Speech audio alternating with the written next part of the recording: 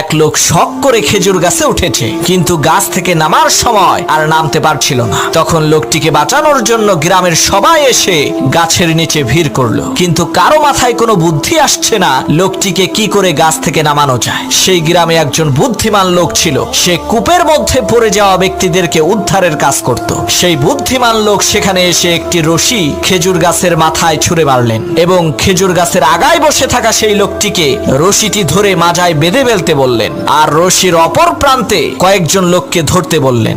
বুদ্ধিমান লোকটির কথা মতো তারা রশিটিকে ধরলেন। হঠাৎ করে সেই বুদ্ধিমান লোক বলল, এখন টান মারো।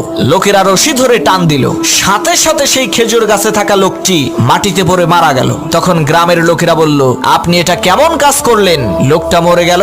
তখন সেই বুদ্ধিমান লোক বলল, ভাই এটা লোকটার কিসমতের দোষ, আমার কোনো দোষ নাই। এই একই টেকনিক খাটাইয়া অনেক মানুষকে আমি কুয়া থেকে বের করেছি।